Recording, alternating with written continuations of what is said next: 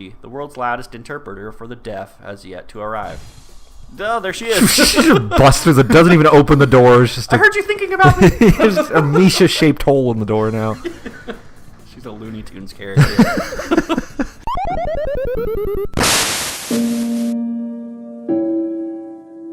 Welcome back. Hi. Oh no, right when you're taking a drink and everything, I've ruined Water. it. Yeah. On days like this, it's more relaxing to spend some time away from everyone, don't you think? Hold on. There we go. Like every day. Yeah. Anyway, we've been delaying this tea for far too long now. Let's get back. Sure. To the tea? Or to the table. Yeah, she's really easy to voice because she says like one word every time. We return to the booth and our light meal. That sounded impressive. Bigger than last year, at least. Why can't she see him again? Yeah, it was great. I've never seen them put on such a show. She said seen. Neither have I. It gets better every year. I'm afraid, however, that during that time, the tea has gone cold. Oh my god. Freaking disaster. You're the worst waitress. Oh no, let me make some more. This is my fault. You didn't shoot the fireworks. Calm down, Yuko. It's nobody's fault. Except for kind of yours. Take a sip from my cup just to prove the point and be an asshole. Yeah, you have to pay for that now. Yeah. Oh, I see. This tea isn't too bad cool. Bad cool. Anyway, it's like an iced tea. Without the ice. Really? Yeah. Yes, really. If you add a bit of sugar, it's kind of nice. Are you sure? The girls are like, what the hell are you down with this shit? Just let her make us more, damn. I'm positive. Now, why don't you sit down and we'll finish this together? Sit down. Okay.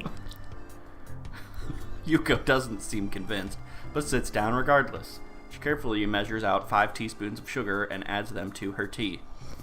I said a bit of sugar. Don't judge me. I know, but I like my tea sweet anyway. Stop telling people what to do. Right. God. Curiously, I peer into her cup. As expected, hardly any of the sugar dissolves in the cold liquid, so I point at her and say, told you so. Yeah.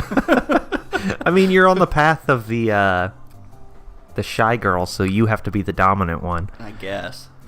She stirs it twice before upturning the cup and drinking the contents, sugar and all, in a single mouthful. You're right. That's not bad at all. Good. Because I was lying. I just didn't want to wait longer. Yeah. Just ready to get the hell out of here. I look back to Lily and Hanako, both of whom have finished their meal as I witnessed Yuko's personality in action. Not wanting to hold anyone up, I use her tactic and finish the remainder of my tea in a single swill. Chug, chug, chug. Well then, it seems we're all finished. Let's go. Should we head back now, or do we want seconds? No seconds, let's go. Yuko's expression shows that this is quite clearly not a good idea. I think that it would be best if we got back soon. Well, it's not your damn decision, Hisao. Right, it's a vote. They come here all the time. This is your first time here. We do have to get back before curfew, after all. Oh, that is a good point. I'll meet you tomorrow, Yuko. I'll be looking forward to it, Lily. Goodbye, everyone. We make our way out of the small tea house and into the dark of the night. Oh my god. Lily and Hanako once again take point, but under the cover of darkness, Hanako slips on a mask and flies off into space. I am the night.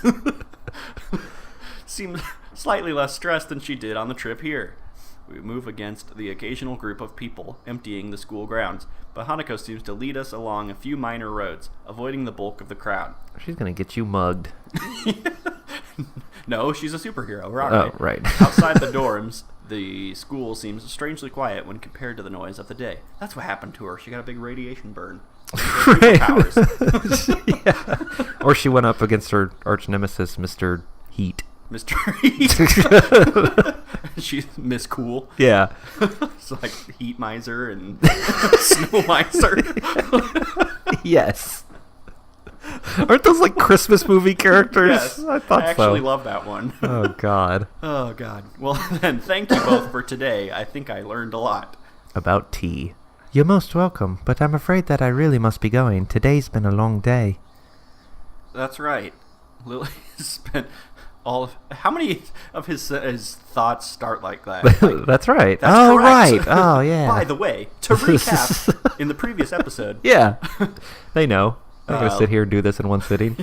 Lily spent all of today on her feet, and I can imagine that walking outside of the school would be pretty tiring for her. I feel a pang of guilt as I remember that I was probably the only one in the school that got up around 10 this morning. Sure thing. You're still ready to party. Well, I'll see you both tomorrow. Good night. Good night, Hisao. Night. She didn't say good night.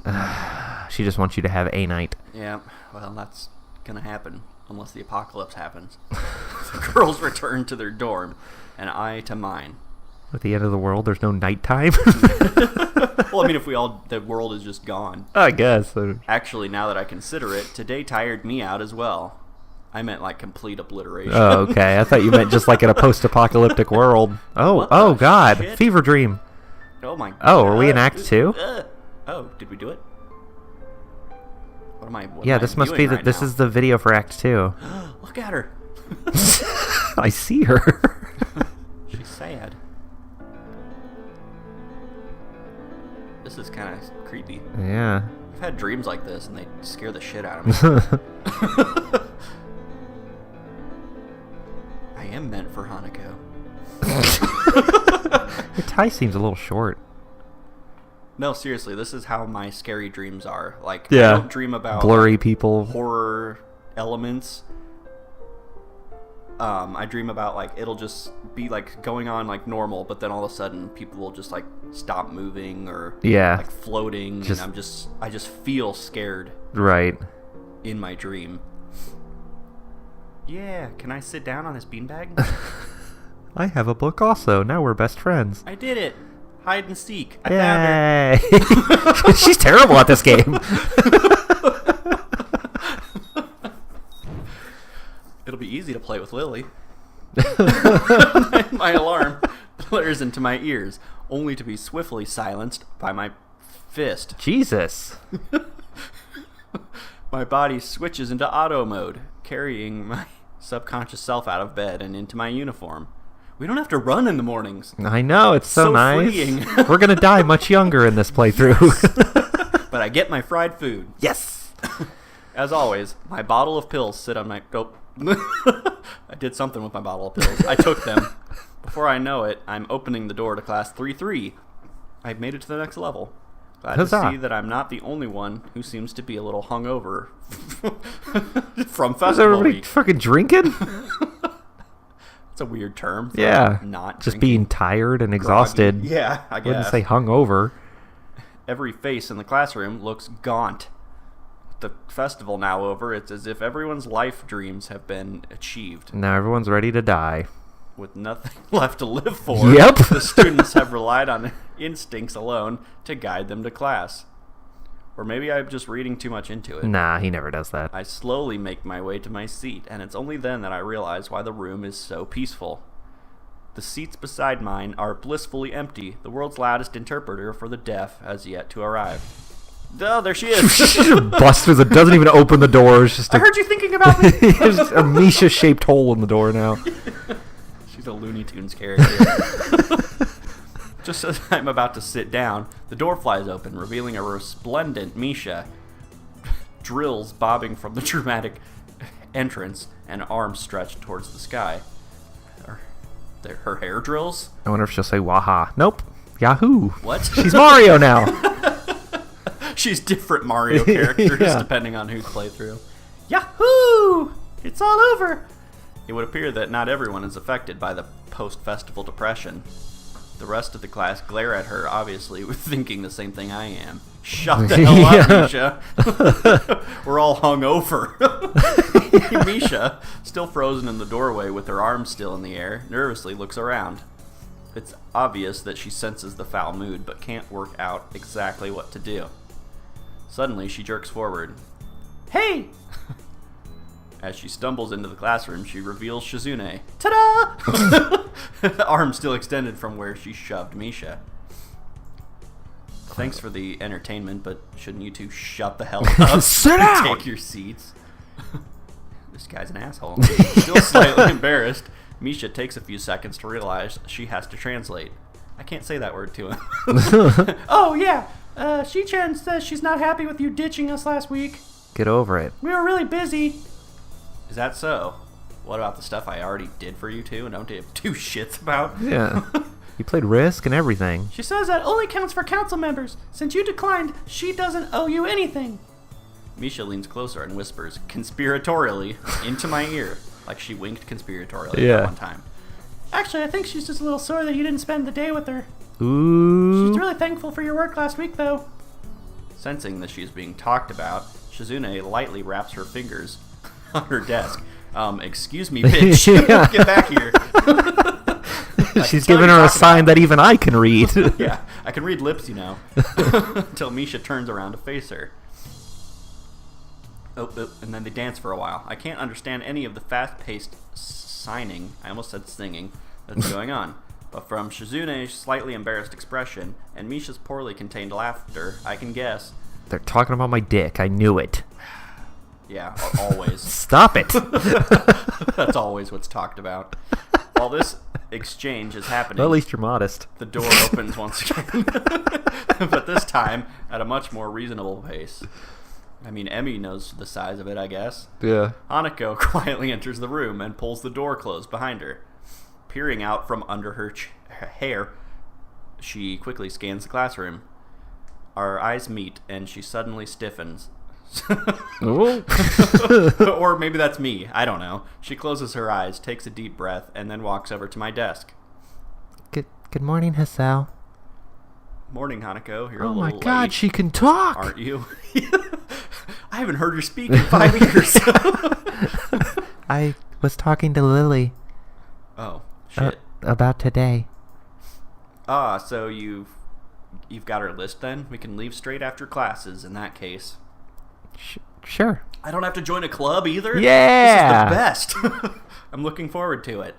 Hanako briefly flashes her embarrassed smile at me, then hurries off to her seat. This is the route of I don't have to do shit. I know, right? During classes, She's just gonna like you. becomes apparent. Man, that's the best. That it's not only the students that are a little despondent after the festival. Mutao simply gives us a list of exercises from the textbook and then sits behind his desk. I totally forget about the brief lunch period for a moment. Such is the banality of the day. Sure. It's mind-numbing and stupid, and everyone seems surprised when the bells signal the end of the lessons. As I am packing up my bags, Shizune and Misha flank and entrap me. Oh, God. Time for the sex! Drop them pants! Say, He-chan, it's still not too late to join up. There's a lot of post-festival paperwork for us to complete.